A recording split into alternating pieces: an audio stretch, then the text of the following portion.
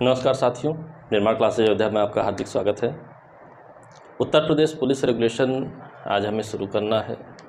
Basic class आप लोग देख चुके हैं, पढ़ चुके हैं। पैरा वाइज क्या चीज़ें हमारे लिए हैं महत्वपूर्ण, हम उन चीज़ों की चर्चा करेंगे। कौन कौन से पैरा और क्या बातें, कौन कौन से अधिकारी होते हैं, इन सब के बारे में हम जानेंगे। तो आज प्रारंभ करते हैं पैरा 1 से। ठीक है, उत्तर प्रदेश रेगुलेशन, पुलिस का जो रेगुलेशन है आपका, उसके बारे में हम लोग कुछ पढ़ेंगे। ठीक है, तो अगर हम बात करें तो पैरा 1 में ही, ठीक है, पैरा 1 में ही सबसे बड़ा जो अधिकारी होता है उसके बारे में लिखा है, यानी कि प्रदेश का सबसे बड़ा अधिकारी। अगर हम इस तरीके से भी पढ़ें, जिस तरीके से प्रश्न पूछता है, अगर उस तरीके से भी पढ़ें तो हमारे लिए आसान हो जाएगा। ठीक है, तो इस तरह अगर हम पढ़ें या दूसरी तरीके से, जिस तरह, तो प्रश्न इस तरीके से भी आता है, इसलिए ठीक है, सबसे बड़ा या सबसे बड़ा पुलिस अधिकारी आप बना लीजिए। ठीक, तो पैरा 1 में आपका लिखा हुआ है, ठीक है, पुलिस महानिदेशक, महानिदेशक के बारे में लिखा हुआ है। डायरेक्टर जनरल ऑफ पुलिस होता है, ठीक है, यानी कि डायरेक्टर जनरल ऑफ पुलिस होता है। तो डायरेक्टर जनरल करके लिखा हुआ है आपका। तो डायरेक्टर जनरल देखा जाए तो प्रदेश में पुलिस विभाग का सर्वोच्च अधिकारी होता है, जिसके लिए बैरक्ट में आपके लिखा है पुलिस विभाग का प्रधान होता है, सर्वोच्च अधिकारी होता है। ठीक है, तो इस तरीके से आपको जानना है। पैरा 1 डायरेक्टली आपको पूछना है। ठीक, अब बात आई कि इसकी क्या लायबिलिटी क्या है, तो ये एक विशेष बात यहाँ पर है, ये गवर्नर का सलाहकार है। ठीक है, ज़रूरी नहीं है कि आप बैरक्ट की ही लैंग्वेज में हर चीज़ को याद करने की कोशिश करिए, बल्कि ज़रूरी ये है कि बात भी समझ में आ जाए और आपको याद भी हो जाए। ठीक है, तो गवर्नर की जो परिषद, गवर्निंग परिषद होती है, आप जानते हैं मुखिया, हमारे संविधान में इस तरह व्यवस्था है कि मुखिया के रूप में प्रदेशों में गवर्नर, और केंद्र में अगर हम जाते हैं तो राष्ट्रपति है। तो पुलिस के मामले में ये सलाहकार होता है गवर्नर का। गवर्नर के साथ जो भी व्यवहार होता है वो डीजी का ही होता है। ठीक है, यानी कि आप लोग इसी को सिंपली कहते हैं डीजीपी, डीजीपी कहते हैं। ठीक है, डायरेक्टर जनरल ऑफ पुलिस कहते हैं। ठीक है, ये होता है। लेकिन ये मामला कब से आया, ये मामला कब से आया, अगर इस बात की बात की जाए तो 1981 से ये पुलिस महानिदेशक आया। इससे पहले कुछ और व्यवस्था थी, 1981 से पहले कुछ और व्यवस्था थी, महानिरीक्षक होता था। यानी कि इसके स्थान पर कौन होता था, महानिरीक्षक होता था। ठीक है, जिसे आप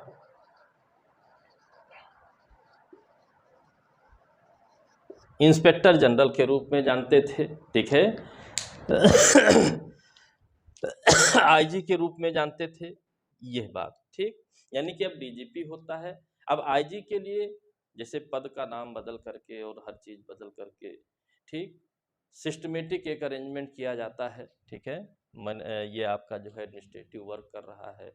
इंस्पेक्टर मतलब हुआ कि जो है चीज़ों के बारे में जानकारी रखना, अन्य तरीके के भी मैनेजमेंट करना। तो नाम वाम बदला गया 1981 में, और जो आईजी पुलिस विभाग का प्रधान होता था, उस पद नाम को पुलिस महानिदेशक डीआईजी के रूप में रख दिया गया। सिंपल सी बात है, यह आपको समझना रहेगा। ठीक, अब 1981 में बदलाव हो रहा है, तो इसी 1981 में एक बदलाव और हुआ, इसी 1981 में एक बदलाव और हुआ, पैरा 1A जोड़ा गया, पैरा 1A जोड़ दिया गया। ठीक है, बात को समझेंगे, बहुत आसान हो जाएगा। 1981 में डीजीपी बना दिया गया, जो हेड होता था स्टेट का, यूपी का, और क्या किया गया, महानिरीक्षक पद या नाम यह तो था ही था, इसको क्या बना दिया गया, क्षेत्रीय महानिरीक्षक। इसे क्या बना दिया गया 1A में,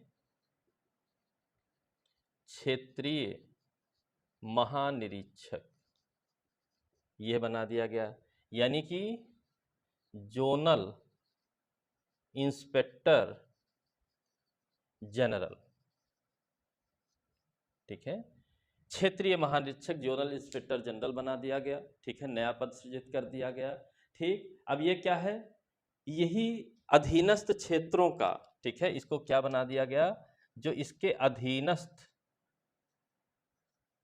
क्षेत्र थे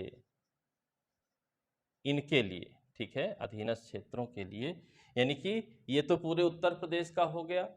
अब बांट दिया गया क्षेत्र, जोन बांट दिया गया, प्रभारी और पर्यवेक्षण अधिकारी बनाया गया। इसे क्या बनाया गया, प्रभारी एवं पर्यवेक्षण अधिकारी, ठीक है, इसको बना दिया गया। यानी कि गवर्नर और पूरे प्रदेश में कैसी व्यवस्था हो, कैसी जो है सुधार किए जाए, हर चीज़ के लिए शासन प्रशासन के बीच लिंक जो है डीजीपी को बना दिया गया। पुलिस का कैसा सारा सिस्टम बने किसी भी जोन में, किसी भी क्षेत्र में, तो जोनल इंस्पेक्टर जनरल बना दिया गया। आईजी को जोनल स्थिति में ला दिया गया। अब ये क्या क्या करेगा, ठीक है, जैसे जो आपके अराजपत्रित अधिकारी होते हैं, अराजपत्रित अधिकारी होते हैं, इनका स्थानांतरण, ट्रांसफर वगैरह यह करने लगे, ट्रांसफर वगैरह यह करने लगे, ठीक है। अब इस चीज को आपको ध्यान रखना है, ठीक। फिर जो कर्मचारियों की कोई शिकायतें थी, जो भी कर्मचारी हैं, यानी कि पुलिस विभाग में जो भी कर्मचारी हैं, इनकी कोई शिकायत है, आवेदन है, ठीक है, तमाम बातें होती हैं, प्रतिवेदन, अपील, पुनरीक्षण, ठीक। ये शिकायतों का, शिकायतों, अपीलों, पुनरीक्षण, इन सब शब्दों से आप वाकिफ ही हैं, सीआरपीसी में पढ़ा है। इन सब का निस्तारण करने लगा, यानी कि इनको जो भी प्रॉब्लम्स थी उन्हें डिजॉल्व करने लगा, ठीक है। इसी के जरिए डिजॉल्व होने लगा। कब से, 1981 से होने लगा। इन बातों को आपको जानना है, ठीक। अभी इन्हीं अधिकारियों में किसी को आकस्मिक अवकाश की जरूरत है तो मंजूरी आईजी की ही होती है, ठीक। जो है आईजी मंजूर करेगा कि हाँ आकस्मिक तौर पे ऐसी आवश्यकता है तो आपको लीव मिलनी चाहिए या नहीं मिलनी चाहिए, ये सारा काम उसका हो गया, ठीक। ये दो बातें हो गई। अब बात आई इनके ये क्षेत्र कौन से हैं, ठीक है, ये अधीनस्थ क्षेत्र जो बनाए गए वह कौन से हैं, तो उन क्षेत्रों को भी प्रश्न आपका पूछ सकता है कि किन किन जोनों में बटा हुआ है उत्तर प्रदेश में, कौन कौन से पुलिस जोन हैं जहां का जोनल आईजी होता है, तो आपको वो भी जानना पड़ेगा। तो फिलहाल 6 क्षेत्र हैं, कौन कौन से हैं, ठीक है, मेरठ, मेरठ है आपका एक क्षेत्र, दूसरा है बरेली, तीसरा है आपका लखनऊ, चौथा है आपका कानपुर, पांचवा है आपका गोरखपुर, और छठवां है आपका इलाहाबाद या अब प्रयागराज है, ठीक है। ये 6 क्षेत्रों में बांट दिया गया। यहाँ पर आईजी की, जोनल आईजी की नियुक्ति कर दी गई इंस्पेक्टर जनरल की। अब वो क्षेत्र वाइज अपना पूरा मैनेजमेंट कर रहे हैं, क्षेत्रों में मैनेजमेंट चल रहा है आईजी के जरिए पुलिस प्रशासन को, ठीक है, क्षेत्रीय स्तर पर जो ये 6 क्षेत्र हैं मेंटेन किया जा रहा है। सिंपल सी बात है, ठीक। अब बात आई, क्षेत्र तो 6 ही हुए, जिले तो आपके 75 हैं, तो जिलों में भी मैनेजमेंट के लिए एक हायर अथॉरिटी का कोई अधिकारी होना चाहिए। तो उसके लिए आपका पैरा 2 लिखा गया, पैरा 2 लिखा गया, ठीक है। पैरा 2 में हम देखते हैं क्या है, पैरा 2 में क्या है, ठीक, उप महानिरीक्षक है, ठीक है, ये क्षेत्रीय महानिरीक्षक था, यहाँ पर उप महानिरीक्षक है, ठीक है, उप महानिरीक्षक है, यानी कि डिप्टी इंस्पेक्टर जनरल है, यानी कि डीआईजी जिसको आप कहते हैं, ये कौन है, डिप्टी इंस्पेक्टर जनरल, ठीक है, जिसे आप डीआईजी कहते हैं, ये बना दिया गया। डीआईजी को क्या, अब इसके क्या कार्य प्रणाली है? जिलों का खंड प्रभारी है, ठीक है, जिलों का खंड प्रभारी है। यानी कि ये जो जोन बने हैं, जोनों में भी खंड बांटे गए, कुछ कुछ जिले रखे गए और डीआईजी के जरिए जो है प्रभारी बना दिया गया। ठीक, ये पुलिस दक्षता पर भी वर्क करता है, दक्ष पुलिस है उस खंड में, उस जिले में कि नहीं है। ठीक, और जो जिले में, जिलों का खंड प्रभारी है तो इसका मतलब जिले में जो अधिकारी होगा, अभी आगे मिलेगा, ठीक है, जैसे उसको आप कह सकते हैं, जनरल भाषा में एसपी कहते हैं, पुलिस अधीक्षक, जो पुलिस अधीक्षक होता है, ठीक है, जिसको आप एसपी कहते हैं, ठीक, यानी कि जिला लेवल पर यह अधिकारी होता है, जानते हैं कहाँ लिखा है, हम पढ़ेंगे। ठीक, उसके, ठीक है, उसका जो कार्य है, ठीक है, इसका जो कार्य है, पुलिस अधीक्षक कार्य है, इनकी भी कोई लाइबिलिटी होनी चाहिए, तो किसके प्रति? तो वर्ष में कम से कम एक बार, ठीक है, एक ईयर में कम से कम एक बार, ठीक है, कम से कम एक बार जरूरी है, निरीक्षण और रिपोर्ट तैयार करेगा, निरीक्षण करेगा और रिपोर्ट तैयार करेगा, यह काम करेगा। यानी कि खंड प्रभारी का क्या मतलब है?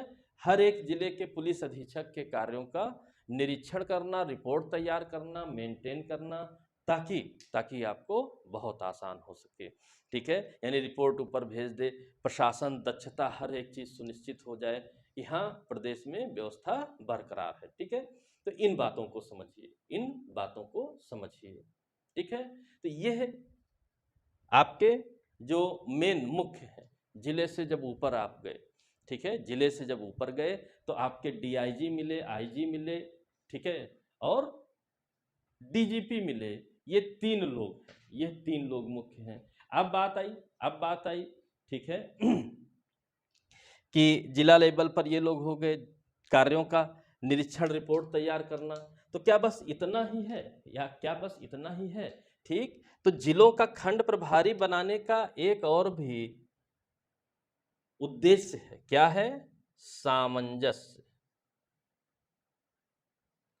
जिलों के बीच सामंजस्य भी स्थापित। तो पता चला अपराधी दूसरे जिले में भाग गया, अब सामंजस्य कोई नहीं है तो दो जिले की ही पुलिस लड़ने लगे, ऐसा कुछ ना होने पाए। सामंजस्य स्थापित करना, सहयोग स्थापित करना, सारी चीजें, और साथ ही साथ एक बहुत इंपॉर्टेंट इसका काम है, ठीक है, क्या काम है? एक प्रारूप संख्या होती है 138, ये एक स्पेशल क्वेश्चन है। प्रारूप संख्या क्या होती है? 138 होती है, इसका रजिस्टर होता है, ठीक है, 138 में ये क्या रखेगा? रजिस्टर रखेगा, ठीक, यानी कि डीआईजी जो होगा वो एक रजिस्टर रखेगा जिसकी प्रारूप संख्या 138 है। इसमें डकैती, लूट,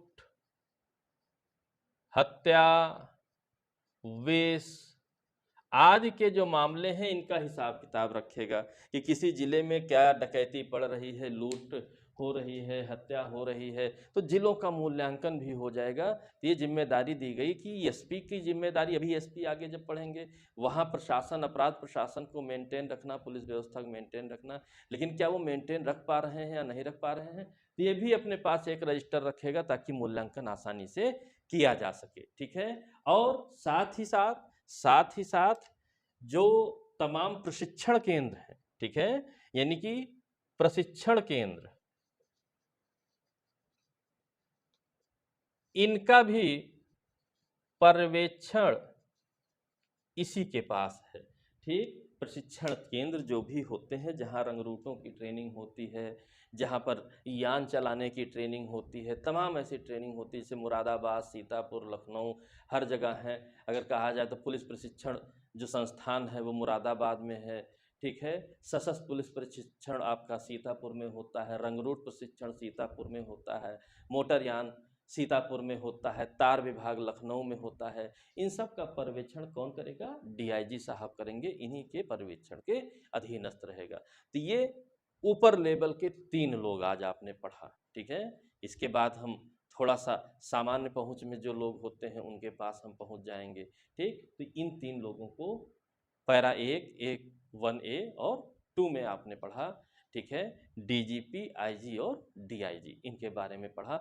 आशा करता हूँ वीडियो आपको पूरा समझ में आया होगा, एक एक बात आपको याद हो जाएगी, इससे बाहर कोई भी प्रश्न आपका नहीं आएगा।